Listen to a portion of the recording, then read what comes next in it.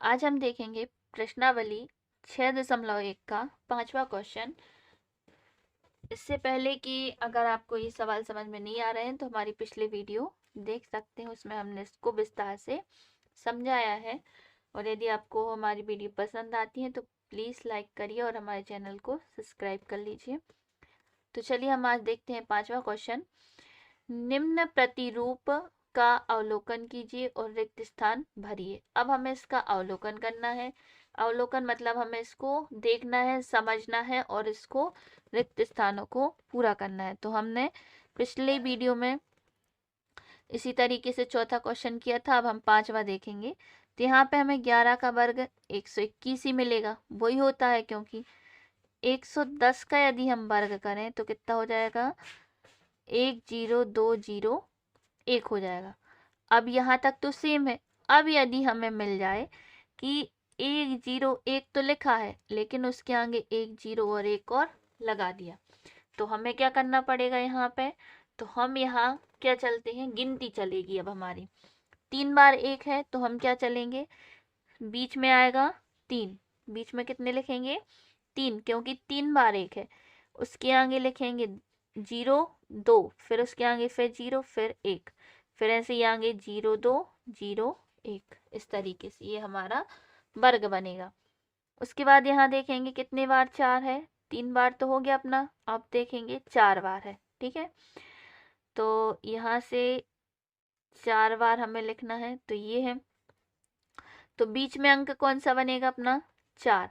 उसके साइड 3 और फिर उसके साइड भी 3, तो यहाँ से 0 3 0 2 0 1, ऐसे ही आगे चलेंगे 0 3 0 2 और 0 1। इस तरीके से हम बना सकते हैं। अब इसमें देखिए इस साइड का अंक दिया है, इधर का नहीं दिया, तो यहाँ से हम देख सकते हैं बिल्कुल बीच में जो अंक होगा कितना है, 1 2 3 4 5, 4 3 2 1। बीच में अंक कितना लिखा है, 5, यानी इसमें एक कितने होंगे, 5। तो बना दो, 1 2 3 4 और ये हो गए 5। इसका हमें निकालना है वर्ग, ठीक है। तो ये हमें पूछा था, रिक्त स्थान में ये दिया था और रिक्त स्थान में ये दिया था। तो इस तरीके से हम इसको देखकर और बना भी सकते हैं, तुरंत भी देखें और तब भी बना लेंगे, इसको याद करने की जरूरत नहीं है। यदि हमें बीच में केवल 0 0 है तो हमें क्या बनाना है, बीच में 0 बना के 2 लिख देना है। लेकिन यदि बीच में 1 1 भी आ रहे हैं तो हमें क्या करना है, उसमें 1 2 3 4 लिखते जाना है। इस तरीके से बना लेंगे।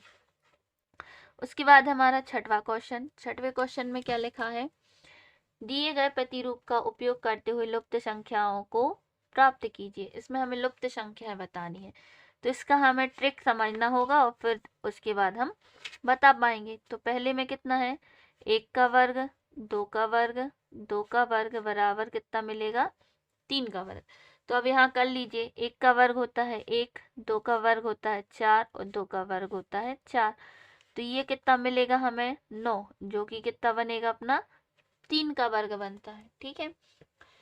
तो अब इसमें कौन सी ट्रिक लग रही है हमें वो देखना है। तो यहाँ से हमने देखा, यदि आपको समझ में आ रहा हो कि 1 का गुणा 2 में करेंगे तो यहाँ लिख दिया हमने 2, और 2 से 1 बढ़ाएंगे तो कितना आएगा, 3, ठीक है। ऐसे यहाँ वर्ग तो सबका कर रहे हैं लेकिन हमें इसका कैलकुलेशन समझना है, इसमें रीजनिंग लगानी है कि क्या होगा। अब यहाँ देखेंगे तो यहाँ क्या हो रहा है, 2 का गुणा 3 में किया तो 2 3 6, तो 6 यहाँ लिख दिया और 6 से 1 बढ़ाया तो कितना आया, 7। तो 7 हमने यहाँ पे लिख दिया, ठीक है। 3 का गुणा करेंगे 4 में तो कितने होंगे, 3 चौके 12, और 12 को यहाँ लिखा और 12 से 1 बढ़ा के यहाँ पे 13 लिख दिया। तो यदि हम 3 का वर्ग 4 का वर्ग और 12 का वर्ग जोड़ेंगे तो हमें कितना मिलेगा, 13 का वर्ग। ऐसे यहाँ करना है, तो यहाँ रिक्त स्थान की पूर्ति करनी है। तो इसमें हम देखेंगे 4 लिखा है 5 लिखा है और यहाँ कितने लिखे हैं, 21। तो चाहो तो डायरेक्ट यहाँ से 1 कम कर दो, तो यहाँ से लिख देना 20, या 4 का गुणा करेंगे 5 में तो 4 पंचे 20, तो ये हमारी ट्रिक चल जाएगी। यहाँ देखेंगे, यहाँ लिखा है 30, यहाँ है 31, तो यहाँ से हमें इन दोनों संख्याओं का गुणा करने पर 30 मिलता है। तो 5 में हम ऐसी किस संख्या का गुणा करें कि हमें कितने मिल जाए? 30। तो 5 में यदि हम 6 का गुणा करते हैं तो हमें कितना मिलता है? 30। तो ये हमारा आंसर। यदि आपको समझ में नहीं आया तो यहाँ देख लीजिए, 5 का वर्ग है प्लस ये खाली जगह छूटी थी, यहाँ 30 का वर्ग है, यहाँ पे 31 का वर्ग लिखा है। ठीक है, तो यहाँ हमें लिखा है 30 का वर्ग और यहाँ 31 का। अब हमें क्या चाहिए? यहाँ पे इन दोनों का गुणनफल करते हैं तब जाके हमें ये संख्या मिलती है। तो अब हम देखेंगे कि यहाँ पे कौन सी संख्या हो सकती। तो हम क्या देखेंगे कि 5 में किस संख्या का गुणा करें कि 30 मिल जाए। 1 का करेंगे तो 5, 2 का करेंगे 10, 3 का करेंगे 15, 4 का 20, 5 का 25, 6 का 30, यानी 6 का हम यहाँ वर्ग लिख देंगे। इसी तरीके से ये है, लास्ट है, यहाँ कितना लिखा है? 6 का वर्ग प्लस 7 का वर्ग। तो यहाँ प्लस में क्या आएगा और यहाँ बराबर में भी क्या आएगा, और दोनों का वर्ग। तो 6 का गुणा 7 में कर दो, 6 7 42, और 42 में 1 जोड़ेंगे तो 43। ये हमारे आंसर बनेंगे। इस तरीके से हम इनको आसान तरीके से कर सकते हैं। अब उसके बाद है 7वां क्वेश्चन, योग संक्रिया किए बिना ज्ञात कीजिए। तो इसको आपको योग नहीं करना है और इसको निकालना है। तो इसकी हम ट्रिक होती है कि विषम संख्याओं के योग की, ये सारी क्या है? विषम संख्या है। तो विषम संख्याओं की योग की क्या ट्रिक होती है? तो इसके लिए ट्रिक बनती है अपनी एन स्क्वायर। क्या ट्रिक बनती है? तो ट्रिक लिख लेना। ट्रिक क्या बनती है? N square. एन मतलब विषम संख्याओं की संख्या। तो कितनी विषम संख्या है? जैसे कि ये मान लीजिए 1 2 3 4 5, लेकिन लगातार होनी चाहिए, एक से होनी चाहिए। ठीक है, तो पहले में कितनी है? 5। तो पहले में n बराबर 5। तो हमें योग निकालना है। तो योग कितना होता है अपना? N square. ठीक है, एन स्क्वायर मतलब कितना करना पड़ेगा? 5 का स्क्वायर। तो कितना बनेगा अपना? 25। दूसरा कितना है? दूसरी कितनी संख्या है? यहाँ तक हो गई 5, 6 7 8 9 10। तो दूसरे में कितनी है? n बराबर 10 है। तो योग क्या बनेगा अपना? योग बराबर एन स्क्वायर, यानी कि 10 का क्या हो जाएगा? स्क्वायर। तो 10 का स्क्वायर कितना होता है? 100। इसी तरीके से तीसरा है। तीसरा कितना लिखा है? तो यहाँ तक हो गई अपनी 10, 11 और 12। तो तीसरे में कितनी है? 12। n बराबर 12। तो योग क्या हो जाएगा अपना? एन स्क्वायर, यानी कि 12 का स्क्वायर कितना होता है? 144, या 12 गुणा 12 भी आप कर सकते हैं। ठीक है, और यदि चाहें तो इन संख्याओं को जोड़ के भी देख लेना, तो इतना ही मिलेगा। इसका मिलेगा 25, इसका मिलेगा 10 और इसका मिलेगा 144। उसके बाद है 49 को 7 विषम संख्याओं के योगफल के रूप में तोड़िए। तो जब हमें इसके लिए तोड़ना पड़ता है, तो जैसे कि 7 का वर्ग क्या होता है? 49। यदि किसी संख्या का हमें यहाँ पे वर्ग दे दिया और उतनी ही विषम संख्याओं का योग पूछा है, तो डायरेक्ट एक से लगातार हो जाएंगी। जैसा हमने इसमें किया उसी का उल्टा यहाँ चलता है। तो पहले में क्या हो जाएंगी? कितनी संख्याएं लिखेंगे अपन? 7। पहली हो गई 1, दूसरी विषम संख्या 3, फिर 5। यहाँ क्या लिखना है? विषम संख्या लिखनी है। 5 7 9, फिर 11 और उसके बाद 13। कितनी हो गई ये? 7। इसको देखिए, क्या योग इसका 49 आ रहा है? तो यहाँ पीछे से जोड़ना है। 13 13 14 और 10 24, 24 और 9, या ऐसे जोड़ लीजिए। ये हो गई 20, और 13 और 7 20, 20 और 20 40, 40 और 5 45, 45 और 1 46, 47 48 49। तो इनका योग कितना होगा? 49। ऐसे ही दूसरे में कितना है? 111 को 121 को 11 विषम संख्याओं के योगफल के रूप में लिखना है। तो इनको भी डायरेक्ट 11 संख्याएं लिख लीजिए। कितनी लिखेंगे? 11, क्योंकि क्वेश्चन में ही पूछा बताया है कि 11 का योग पूछा है। तो हम 1 से लेकर 11 विषम संख्याएं लिख देंगे। ये नहीं करना कि 1 से लेकर 11 तक लिख दो, 1 से लेकर हमें 11 विषम संख्याएं लिखनी है।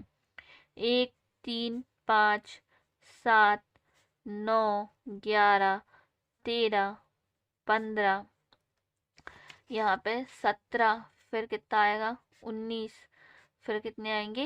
21। ठीक है, अब देखिए कितनी हो गई, 1 2 3 4 5 6 7 8 9 10 11। ठीक है, 11 विषम संख्या हो गई। अब इसको आप टोटल करके हमें कमेंट में बताइए कि क्या इसका योग 121 आ रहा है या फिर नहीं आ रहा है। तो आप लोग इसको योग कीजिए और बताइए कि आता है या नहीं। अब हम देखेंगे क्वेश्चन नंबर 9।